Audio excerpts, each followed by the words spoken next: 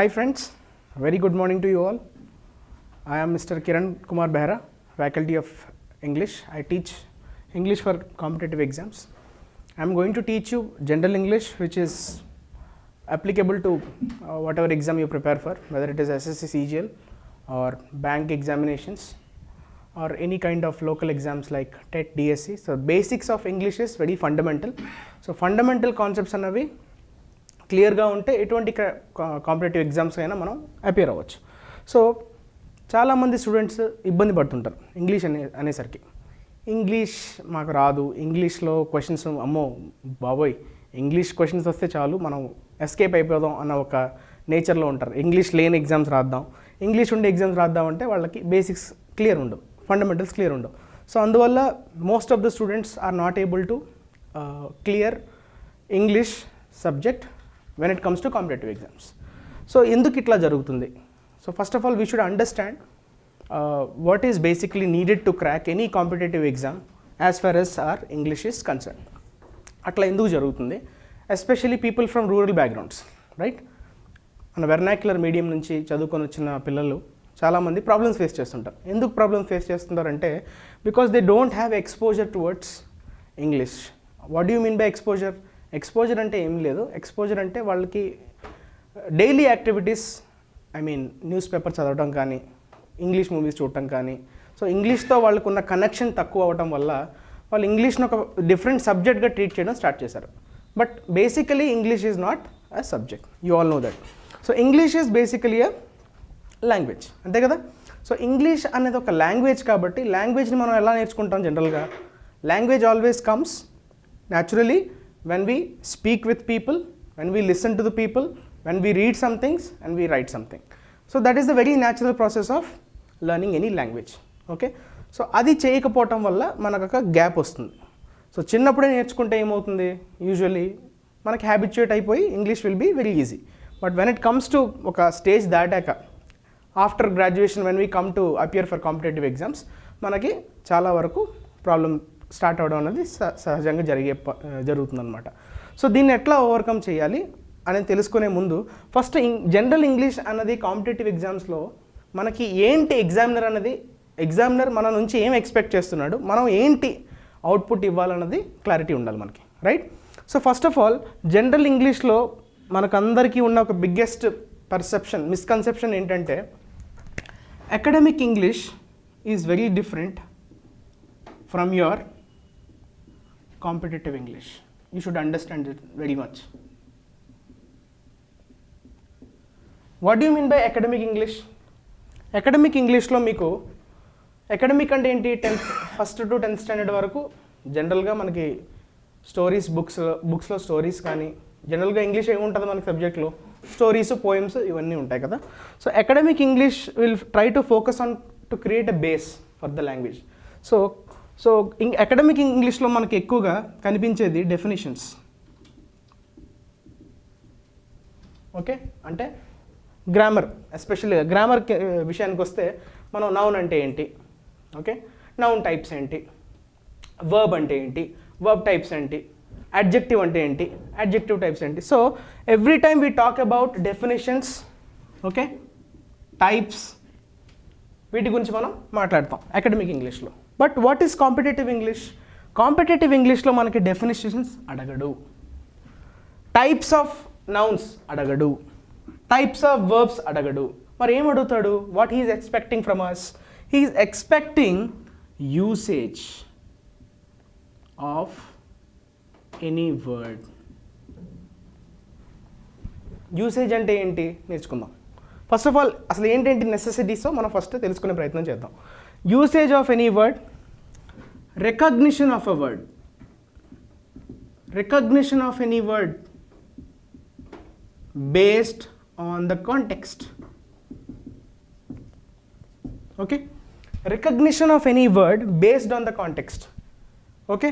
So ఇది కూడా మనకి చాలా అవసరం కాంపిటేటివ్ ఇంగ్లీష్కి. అదేంటన్నది నేను డీటెయిల్గా చెప్తాను. ఫస్ట్ పాయింట్ వైజ్ మనకి ఇంపార్టెంట్ అసలు అవసరమైన విషయాలు ఏంటో మనం నేర్చుకునే ప్రయత్నం చేద్దాం, right? So usage of any word, recognition of any word based on the context, తర్వాత placement of the word, or selection అని కూడా అనొచ్చు. Of the word, selection of the word. Selection of the word మనకి తెలుసా లేదా? ఒక సెంటెన్స్లో మనకు ఒక డాష్ ఇచ్చి, రైట్, మనకు జనరల్గా కాంపిటేటివ్ ఎగ్జామ్స్లో ఏముంటాయి? ఆప్షన్స్ ఉంటాయి. సో ఆప్షన్స్ నుంచి మనం రైట్ వర్డ్ని సెలెక్ట్ చేయగలుగుతున్నాం లేదా అన్నది వెరీ ఇంపార్టెంట్. ఓకే, సో ఇదంతా అప్లికేషన్ అనమాట. ఓకే, ఈ పార్ట్ అంతా మనకి సబ్జెక్ట్ యొక్క అప్లికేషన్ని టెస్ట్ చేస్తున్నాడు. అంటే థియరిటికల్గా మనకి ఏది ఎగ్జామ్స్లో రావు, అన్నీ అప్లికేషన్ ఓరియంటెడ్ ఉంటుంది. సో అప్లికేషన్ ఓరియంటెడ్ రావాలంటే మనకేంటి? ఫండమెంటల్స్ క్లియర్ ఉండాలి. ఓకే, ఫండమెంటల్స్ క్లియర్ ఉండాలి. At the same time practice variety of క్వశ్చన్స్. వెరైటీ ఆఫ్ క్వశ్చన్స్ని ప్రాక్టీస్ చేయడం వల్ల, అట్ ద సేమ్ టైం చదవటం వల్ల, వెరైటీ కంటెంట్ చదవటం వల్ల మనకి ఇంగ్లీష్ అనేది ఈజీ అవుతుంది. సో ఈ రెండు ప్రాబ్లమ్స్ మనకి ఫేస్ చేయడం వల్ల most of the students are not able to score good marks in English as far as English is concern. Whether it is SSC CGL అవ్వచ్చు, సిహెచ్ఎస్ఎల్ అవ్వచ్చు, రైట్, లేకపోతే ఎంటీఎస్ ఎగ్జామ్స్ కావచ్చు. ఇక్కడ standard of questions, number of questions vary అవుతాయి తప్ప fundamentals అన్నవి same. ఇప్పుడు bank ఎగ్జామ్కి ఇంగ్లీష్ వేరు, ఎస్ఎస్సికి ఇంగ్లీష్ వేరు, రైట్, టెట్కి ఇంగ్లీష్ వేరు, డిఎస్సికి ఇంగ్లీష్ వేరు, అట్లా ఏం ఉండదు. English is the most fundamental subject on which the number of asking questions, అంటే ఎస్ఎస్సిలో ఫర్ ఎగ్జాంపుల్ మీకు టియర్ 2లో 200 క్వశ్చన్స్ ఉంటాయి, రైట్, టియర్ 1లో మీకు దగ్గర 25 క్వశ్చన్స్ ఉంటాయి. సో అట్లా నెంబర్ ఆఫ్ క్వశ్చన్స్ వేరీ అవుతాయి తప్ప అందులో ఇంక్లూడ్ అయ్యే సబ్జెక్ట్ కానీ, అందులో ఇంక్లూడ్ అయ్యే కాన్సెప్ట్స్ కానీ ఏమీ మారవు, రైట్, క్లియర్. సో మనం డిఫరెంట్ ఎగ్జామ్స్, బ్యాంక్, పిఓ కావచ్చు, క్లర్క్ కావచ్చు, right, at the same time DSC, TET. So these are local exams, these are national wide exams, right. So whatever exam you try to face, it should not be a problem to you. Okay, సరే, ఇది మీకు ఒక చిన్న overview వచ్చింది కదా academic English. So academic English is more theory, okay, దాని practical usage ఉండదు. Competitive English is all about how we use English in our daily life. Okay, మనం ఎంత కనెక్టెడ్గా ఉన్నాం రియల్ వరల్డ్తో, ఎవ్రీడే మన చుట్టూ జరుగుతున్న విషయాల్ని మనం ఎంత కనెక్ట్ చేయగలుగుతున్నాం అన్న విషయాలపైన మనకు అవగాహన ఉందా లేదా అన్నది కాంపిటేటివ్ ఎగ్జామ్స్లో అడిగే English. Okay, so this is the basic difference between your academic English and competitive English. Now usage of any word అంటే ఏంటి, రికగ్నిషన్ ఆఫ్ ఎనీ వర్డ్ అంటే ఏంటి, ప్లేస్మెంట్ ఆఫ్ ద వర్డ్ అంటే ఏంటి, ఇవి తెలుసుకునే ప్రయత్నం చేద్దాం. సో ఇవి తెలుసుకోవాలంటే దీన్నే గ్రామర్ అంటారమ్మా. ఈ గ్రామరు మనం ఇప్పటి వరకు బయట వేరే కోచింగ్ క్లాసెస్లో కానీ ఎక్కడ వేరే ఏదైనా క్లాసెస్కి మీరు వెళ్ళి గమనించినట్లయితే మీకు ఎట్లా టీచ్ చేస్తారంటే parts of speech. Okay, will come to parts of speech. So parts of speech they will teach you noun, right, adverb, verb, adjective, right, conjunction, preposition, right, interjection. ఇంకేమైనా మిస్ చేసాం? ఎన్ని పార్ట్స్ ఆఫ్ స్పీచ్ ఉంటాయి మనకి? Usually we have 8 parts of speech. So noun, pronoun మర్చిపోయాం కదా, right, noun, pronoun, okay, verb, adverb, adjective, conjunction, preposition, interjection. So these are the 8 parts of speech on which we have to get a command. మనకి ఈ 8 parts of speech మీద ఒక సెంటెన్స్లో నౌన్ని identify చేయగలుగుతున్నామా లేదా, యాడ్వర్బ్ని identify చేయగలుగుతున్నాం. చూడండి చాలా ఇంపార్టెంట్ అమ్మా ఇది, ఐడెంటిఫై అనే పదం నేను ఎక్కువ స్ట్రెస్ చేస్తున్నాను, రైట్. మనకి కాంపిటేటివ్ ఫీల్డ్లో పెద్ద ఇష్యూ ఏంటంటే, నేను చాలా ఇయర్స్ నుంచి అబ్జర్వ్ చేసింది ఏంటంటే, స్టూడెంట్స్కి అకాడమిక్ ఇంగ్లీష్ నేర్పించేస్తున్నారు. అంటే నౌన్కి డెఫినేషన్ చెప్తున్నారు, నోట్స్ ఇస్తారు, నౌన్కి డిఫరెంట్ టైప్స్ ఇచ్చేస్తారు, మీకు నోట్స్ ఇచ్చేస్తారు, వర్బ్కి, అడ్జెక్టివ్కి అట్లా టాపిక్ వైజ్ మీకు థియరిటికల్గా నోట్స్ ఇచ్చేస్తారు తప్ప దాని ప్రాక్టికల్ యూసేజ్ కానీ ఒక సెంటెన్స్లో దాన్ని ఐడెంటిఫై చేయగలిగే ఎబిలిటీని మీకు ఇచ్చే ప్రయత్నం చేయరు. సో ఇక్కడ మనం ఆ గ్యాప్ని ఫిల్ చేసే ప్రయత్నం చేద్దాం.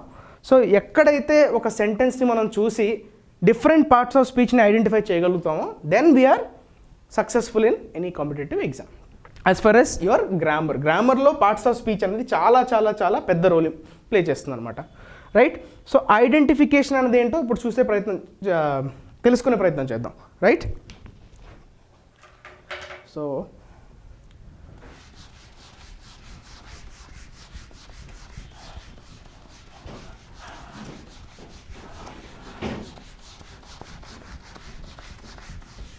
What do you mean by identification? అక్కడే కదా మనం ఆగామమ్మా.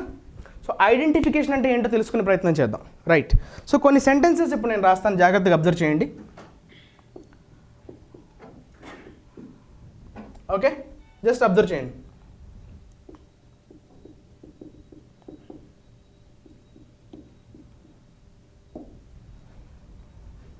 ఓకే,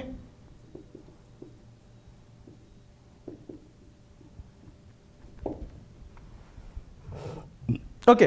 ఫస్ట్ ఆఫ్ ఆల్ మీరు సెంటెన్స్ని చూడగానే దాని మీనింగ్ని అర్థం చేసుకునే ప్రయత్నం చేయండి. ఓకే, గ్రామటికల్ ఆస్పెక్ట్స్ మనం ప్రతిదీ డిస్కస్ చేద్దాం, బట్ ఫస్ట్ ఆఫ్ ఆల్ మీకు ఈ సెంటెన్స్ అండర్స్టాండింగ్ ఉందా లేదా అన్నది important. Okay, so I have seen her with my own ice, this is one sentence. He has his own car, this is one more sentence. Now if you clearly observe these two sentences you will find one repetition. What is that? ఇక్కడ own అనే పదం ఉంది, observe చేశారమ్మా, own. So ఇక్కడ రెండు చోట్ల మీకు own అని క్లియర్గా కనిపిస్తుంది కదా. ఓకే, సో ఇప్పుడు ఈ రెండు words A parts of speech కిందకు వస్తాయో మీరు చెప్పగలరా? So this is what important from your competitive exams point of view. So I have seen her with my own ice. Okay, he has his own car. Okay, I'm sorry, ఈ example ఇలా ఇస్తే బాగుంటుంది. ఒక్క నిమిషం. He ones A car అమ్మా, sorry. Okay, now right, sorry.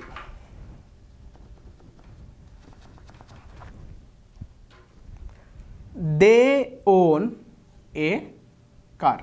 Okay, fine. So now you have got two sentences where you have got own twice, right. ఇక్కడ ఒక own, ఇక్కడ ఒక ఓన్. సో ఇక్కడ మీనింగ్ ఏంటమ్మా? నేను ఆమెని నా కళ్ళతో చూశాను, అంతే కదా మీనింగ్.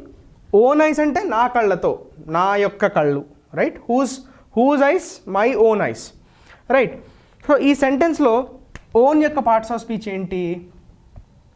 సో జనరల్గా మనం చిన్నప్పుడు నేర్చుకున్నాం. నేను మళ్ళీ మీకు ప్రతిదీ మరీ బేసిక్ వెళ్ళి ప్రతిదీ చెప్పాల్సిన అవసరం లేదు, మీకు మినిమం అండర్స్టాండింగ్ ఉంటుందనే ఉద్దేశంతోనే చెప్తున్నా.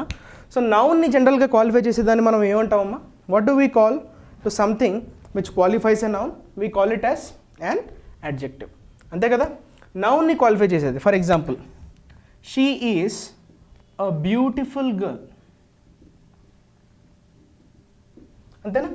So she is a beautiful girl, ఇందులో ఇది సబ్జెక్ట్, ఇది వర్బ్, ఇదేంటి? ఇదొక కాంప్లిమెంట్ అంటాం దీన్ని. ఓకే, ఈ complement, subject verb complement. Complement అంటే విచ్ కంప్లీట్స్ సంథింగ్. ఈ ఫ్రేజ్ ఈ సెంటెన్స్ని కంప్లీట్ చేస్తుంది కాబట్టి దీన్ని కాంప్లిమెంట్ అంటాం, రైట్. సో ఈ కాంప్లిమెంట్లో ఏం జరిగిందమ్మా? A girl. So what kind of girl she is? Beautiful girl, that is nothing but adjective, అంతే కదా. So similar way, so whenever you want to use an adjective, usually we use it before a noun because it qualifies a noun. So ఇక్కడ కూడా అదే జరిగిందమ్మా. I have seen her with my own eyes, ఈ సెంటెన్స్లో కూడా eyes అనే నౌన్ని qualify చేస్తుంది. Whose eyes? Own eyes. Okay, so own is adjective. Clear? Next, we'll come to the next sentence. Subject, they own. Verb, a car. Object. Okay, so they own a car. ikkada own ఏమైందమ్మా? verb అయింది. So దీన్నే మనం identification or recognition of any word based on the context అంటాం. సో మనకు ఆ identification రానంత వరకు మీరు అడ్జెక్టివ్ అంటే ఏంటి డెఫినేషన్ తెలుసుకొని, టైప్స్ ఆఫ్ అడ్జెక్టివ్స్ నేర్చుకొని, అవి సెంటెన్స్లో ఎట్లా ప్రయోగించాలో తెలియక, ఒక సెంటెన్స్లో ఆ వర్డ్ని రికగ్నైజ్ చేసే ఎబిలిటీ లేకపోవడం వల్ల మీరు ఎగ్జామ్స్లో రాణించరు. ఓకే, అయితే మీకు ఎగ్జామ్లో క్వశ్చన్స్ ఎట్లా వస్తాయో నేర్చుకుందాం, రైట్? ఇప్పుడు మనం తెలుసుకున్నాం ఐడెంటిఫై ఎట్లా చేయాలో. ఇంకొన్ని ఎగ్జాంపుల్స్ ఇస్తాను మీకు ఇంకొంచెం బెటర్ క్లారిటీ కోసం. సో ఇది వన్ ఆఫ్ ద ఎగ్జాంపుల్స్. ఇట్లా 2-3 ఎగ్జాంపుల్స్ ఇస్తే మీకు ఇంకా క్లారిటీ వస్తుంది. దాని తర్వాత ఈ కాన్సెప్ట్ మీద మనకి క్వశ్చన్స్ ఎట్లా అడుగుతాడు అనేది మనం తెలుసుకునే ప్రయత్నం చేద్దాం, రైట్? Okay, right.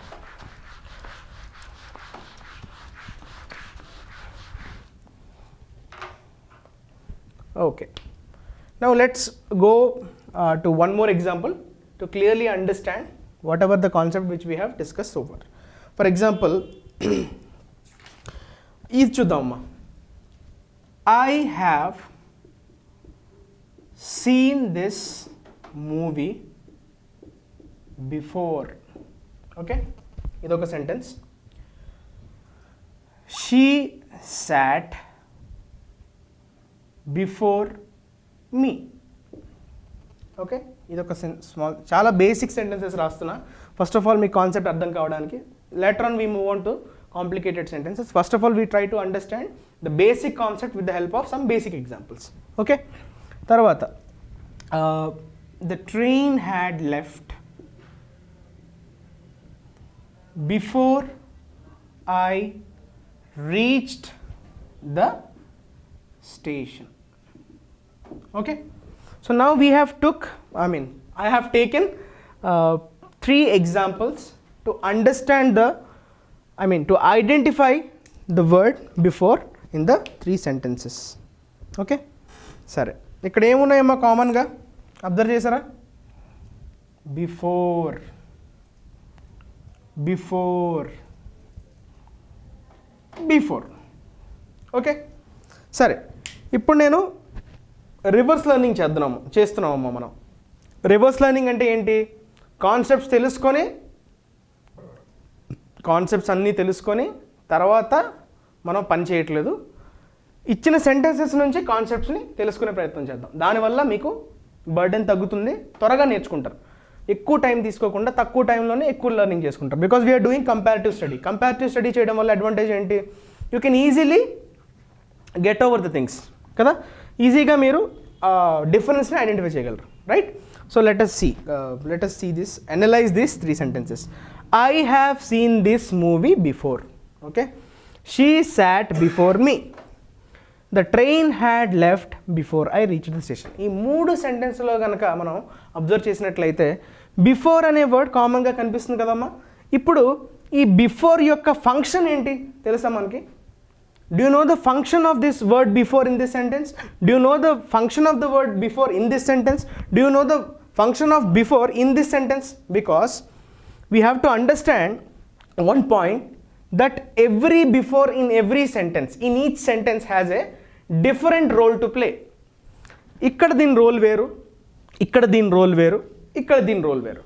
సో ఈ రోల్స్ని మనం ఐడెంటిఫై చేయగలడమే రావాలి. అదే ఇంపార్టెంట్ ఇప్పుడు. ఓకే, సో ఇప్పుడు కరెక్ట్గా అబ్జర్వ్ చేయండి అమ్మా. ఐ ఏమైంది? సబ్జెక్ట్ కదా. సబ్జెక్ట్ అంటే ఎవరు? Who is performing the action.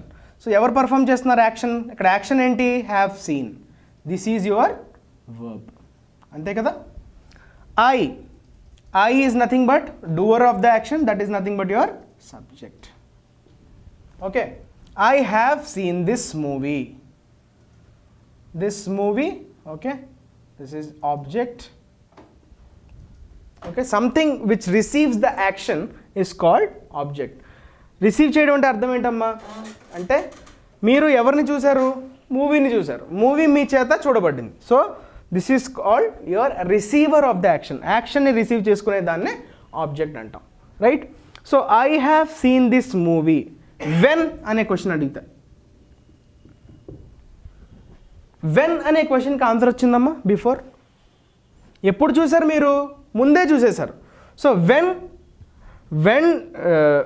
When have you seen this movie అనే క్వశ్చన్ నేను అడిగాను అనుకోండి, అప్పుడు మీరు ఆన్సర్ ఏం చెప్తారు? బిఫోర్ అని చెప్తారు. అంటే దిస్ ఈస్ క్వాలిఫైయింగ్ ద ఎప్పుడు చూసారో చెప్తుంది కదా ఈ వర్డ్, అంతేనమ్మా? మీరు ఎప్పుడు చూసారో ఈ మూవీని, ఈ వర్డ్ అనేది దాన్ని డిస్క్రైబ్ చేస్తుంది. అంటే వర్బ్ని డిస్క్రైబ్ చేస్తుంది కాబట్టి దీన్ని మనం adverb of వెన్ అన్నాం కదా, వెన్కి ఆన్సర్ వస్తే దాన్ని యాడ్వర్బ్ అంటాం. అయితే వెన్ యాడ్వర్బ్స్ చాలా రకాలు ఉంటాయి, అందులో ఇది వన్ కైండ్ ఆఫ్ యాడ్వర్బ్. ఏంటది? వెన్ అంటే ఏంటమ్మా? టైం కదా. So adverb of time. Okay, so whenever you ask a question when and you are getting an answer, so that is nothing but adverb. So when అంటే ఎప్పుడు అంటున్నాం కాబట్టి, మన time గురించి మాట్లాడుతున్నాం కాబట్టి దీన్ని యాడ్వర్బ్ ఆఫ్ టైం, ఇది ఒక యాడ్వర్బ్ ఆఫ్ టైం కిందకు వస్తుంది అనమాట. Right? So before is acting as adverb in this sentence. Is it clear? Okay, next she sat before me. Right? ఇప్పుడు ఇది అబ్జర్వ్ చేయండి అమ్మా, ఈ sentence. She again subject, sat verb. ఇప్పుడు ఇది కాంప్లిమెంట్ అయిపోయింది కదా, ఎందుకంటే వెంటనే రిసీవర్ లేడు, వర్బ్కి పక్కనే రిసీవర్ ఉంటేనే then we call it as object. మరి పక్కనే ఆబ్జెక్ట్ ఉందా? లేదు. ఏం జరుగుతుంది ఇక్కడ? మీరు, ఈమె, మీ అంటే ఎవరు? నేను కదా. నేను ఈమెకి ఎట్లా కూర్చున్నా, మా ఇద్దరు పొజిషన్ ఎట్లా ఉంది? Okay, so this word is trying to relate me with respect to she, అంతే కదా.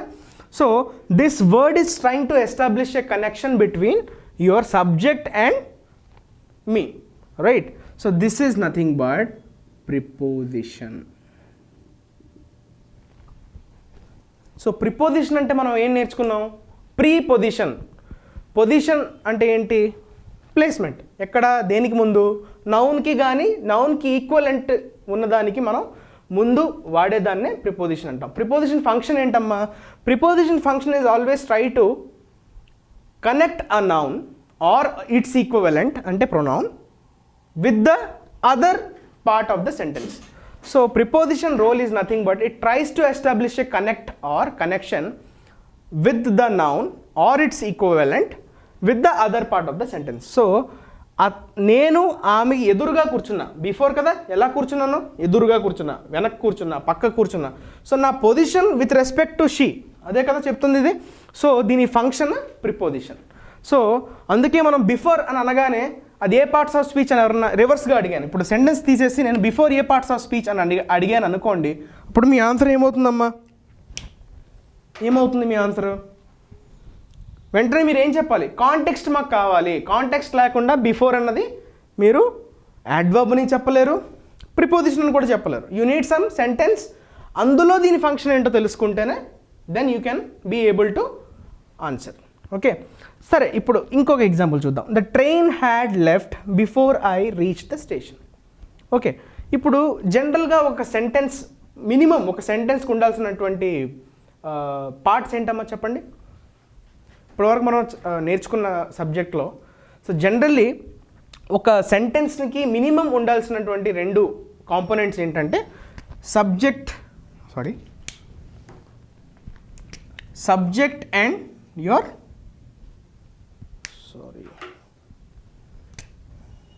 Subject and verb. Okay, so subject, verb, object అన్నది ఒక మోడల్, మనకు తెలిసిన model. Subject plus verb plus complement ఇందాక అనుకున్నాం. కాంప్లిమెంట్ అన్నది ఏంటి? అది ఇన్డెప్త్గా మనం వెళ్దాం, బట్ ఫస్ట్ బేసిక్ అండర్స్టాండింగ్ తెచ్చుకోండి అమ్మా. Object is receiver of your action, complement is which completes the sentence. అంటే ఫర్ ఎగ్జాంపుల్ ఇప్పుడు I am a faculty. Okay, so ఇది సబ్జెక్ట్, ఇది వర్బ్, ఇది ఆబ్జెక్ట్ కాదు. ఎందుకు కాదు? ఈ కేటగిరీలోకి రాదు ఈ సెంటెన్స్. ఎందుకు రాదు? బికాస్ ఇక్కడ యాక్షన్ అన్నది, యాక్షన్ ఏమైనా ఉందా అమ్మా ఇక్కడ? ఈ వర్బ్ అన్నది యాక్షన్ అవ్వచ్చు, స్టేట్ అవ్వచ్చు. ఇది చాలా important. Verb can be a state or an action. So but ఇక్కడ ఉన్న యామ్ అన్నది యాక్షన్ గురించి మాట్లాడుతుందా? నేను ఒక ఫ్యాకల్టీ, అందులో పనే ఉంది? పని కాదు, నా స్టేట్ని చెప్తుంది. నేను ఇప్పటికీ ఫ్యాకల్టీనే ఈ రోజుకి, right? Today I'm a faculty. So am is representing the state of my verb. So it is not an action verb. So మనకి సబ్జెక్ట్, వర్బ్, ఆబ్జెక్ట్ డెఫినేషన్లోకి సెట్ అవ్వాలంటే వర్బ్ అనేది యాక్షన్ వర్డ్ అయి ఉండాలి. For example I play chess. Clear? So ఇక్కడ ఏంటమ్మా? I play chess అనే దాంట్లో it's very clear that you are performing an action. ఆడుతున్నారు కదా, that is an action. So దేన్ని ఆడుతున్నారు? Who is the doer? I. So this is the subject. మీరు చేస్తున్న యాక్షన్ ప్లే, దేన్ని ఆడుతున్నారు, చెస్ ఆడుతున్నారు అంతే కదా. సో ఈ chess is receiving your action, దేన్ని ఆడుతున్నారు, చెస్ని ఆడుతున్నారు కదా. So chess is trying to receive the action performed by the subject. So this is now your object. అంటే ఇది సబ్జెక్ట్ వర్బ్ ఆబ్జెక్ట్ మోడల్ కిందకు వస్తుంది. ఇది కూడా ఒక సెంటెన్సే, but subject verb complement. Sir complement అంటే ఏంటి? కాంప్లిమెంట్ అంటే మీకు ఇంకొక విషయం అర్థం కావాలి క్లియర్గా. సబ్జెక్ట్ ఆబ్జెక్ట్ ఎప్పుడు nouns or its equivalent form.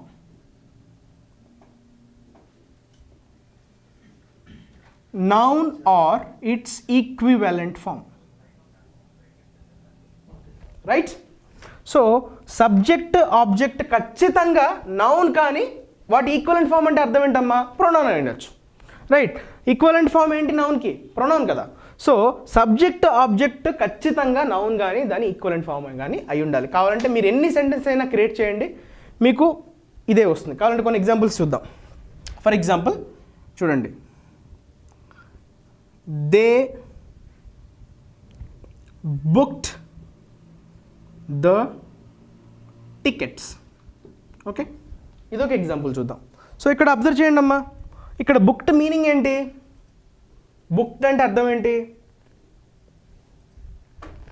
Okay, so this is an action, tickets book చేయడం కదా. సో ఇక్కడ ఒక యాక్షన్ క్లియర్గా ఉంది కాబట్టి దిస్ ఈజ్ యువర్ వర్బ్. ఎవరు బుక్ చేశారు? Obviously doer of the action, that is nothing but your subject. Doer of the action subject. The tickets, దేన్ని బుక్ చేశారు? చూసారా, వర్బ్కి పక్కనే ఉంటుంది ఆబ్జెక్ట్ ఎప్పుడు. So this is your object. So tickets is also a noun. They pronoun కదా, నౌన్కి equivalent మనం అనుకున్నాం ఇందాక. So every subject or object should be a noun or its equivalent. So ఇది ఈక్వలెంటే కదా ప్రొనౌన్ అంటే, it's an equivalent form of noun.